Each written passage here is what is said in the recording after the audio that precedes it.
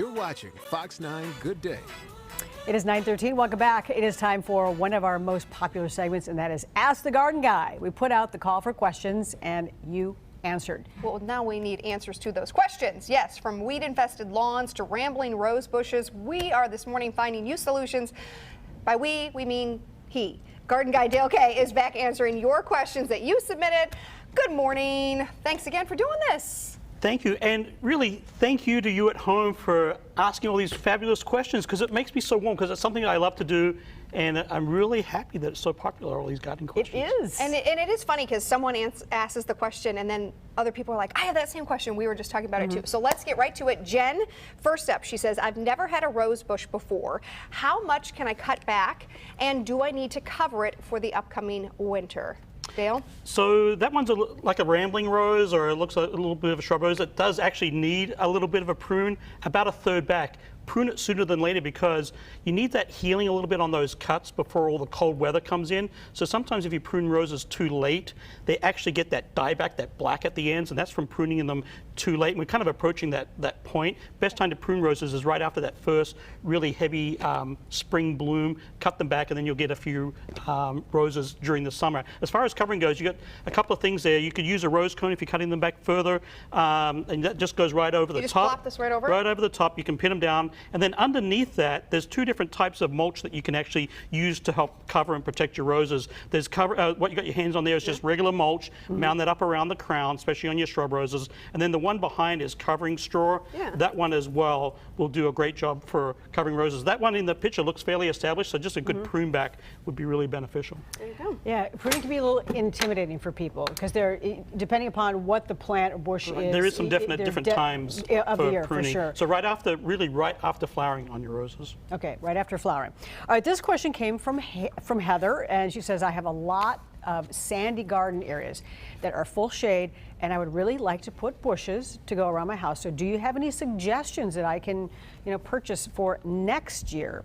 So it's kind of a tricky spot. You kind of got to double down on hard things. You got sandy soil, which means things will dry out kind of easily, and then shade as well. So I gave it a little bit of thought. I came with my top three that are really kind of bulletproof. So I have pictures of them. I went out and took a couple of pictures of them. The dark green spreading yew is an absolutely fabulous little plant. Stays green.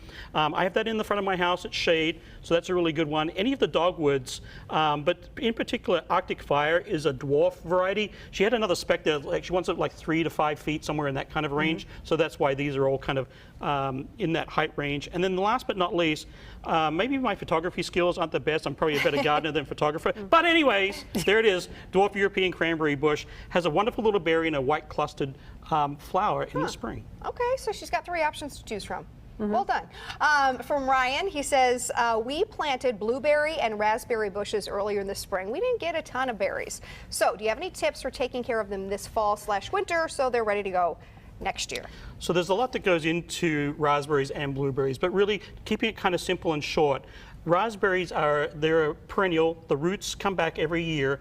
The stems or the stalks themselves are biennial, so they pass over 2 years. So what you want to do is anything that's 2 years old, last year's growth, you want to prune that out this fall, because it won't produce any berries. And then that way it allows the first year canes that develop this year, they're the ones that are going to fruit next year. So you want to thin those 2-year canes out, because 1, they're not going to produce fruit, and 2, they're going to crowd your bramble. And then thirdly, what you want to make sure you do is your 1-year canes tie them up to a trellis. That will really be beneficial as well. Blueberries, on the other hand, a lot of people don't know that you actually need 2 different varieties for cross-pollination with blueberries. So I have a couple of examples on the table here, and Polaris is actually a University of Minnesota introduction.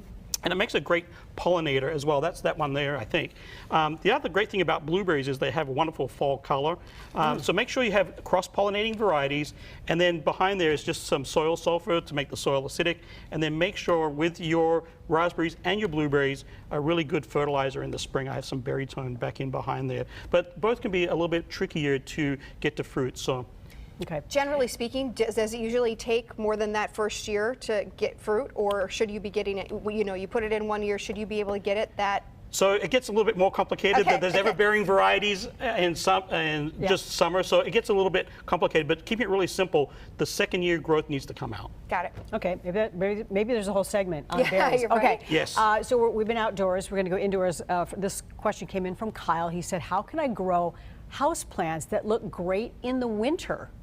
So a lot of it comes down to selection. Do a little bit of research. Go to your favorite local garden shop. They're the experts as far as, okay, where am I going to put this plant? Is it going to be next to a window?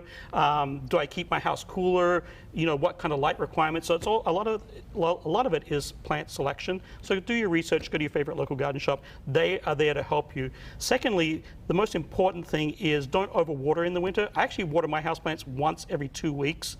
So I let them be a little bit on the drier side. That really, I find, really helps. Not all pots are equal. Some pots are decorative. They just have this little, they have no drainage, Yeah, right? And then there's drainage. other pots that have drainage holes. So don't let plants kind of drown in something like this. Make sure you discard that water.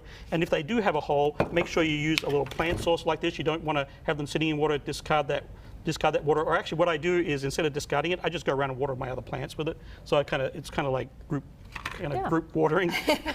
Also, humidity is really important for houseplants in the winter months. So a little bit of just a spray with some water, a little spritz.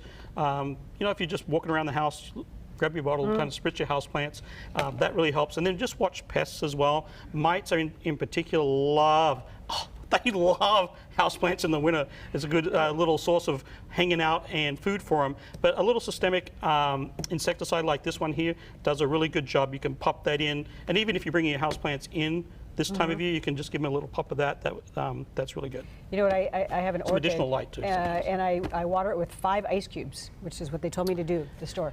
Yeah, that's It kind of helps it just slowly, Right. the water sink in. So that's my Me tip. too. Yeah. Garden gal. Just a little. We got one more question here. This is from Jessica. What do I do if my yard is 80% weed, 20% grass? How do I eliminate the weeds and keep the grass? Or should I just throw in the towel and get rid of it all and just start all over in the spring? So there's a threshold, right? At 50-50, you could go manage the weeds or start again, right? Once you get into that 80% weeds, we'll just say you're growing a great crop of weeds, right, at that point. We'll just say, good on you. If that's what you want, Bob's your uncle, stick with it. But if you want the lawn, then you're going to have to start to, you know, you're at that point at 80%, you just start again. So there is still time to seed. The weather is pretty favorable. You might get that up, and then you can sod. You can lay sod really up until the ground freezes. So 80%, that's kind of like if you want grass, you have to start again. 50-50, well, then you can, you know, weigh it up from there. Laying sod is not easy. No. That's not easy. But I job. am also awesome at growing some weeds. So yeah. You know what? So you know what? we I both might just stay in that win lane. there. We both Yeah. are really good at growing weeds. And killing plants, unfortunately. Thanks, That's why Dale. you're here, Dale. Answering Yes. the questions. We're going to post this I segment got on our stuck on Facebook weeds there page. for a second. I was thinking, like, do I grow good weeds or not? Or do I grow good weed? All right, we are going to post it here, so maybe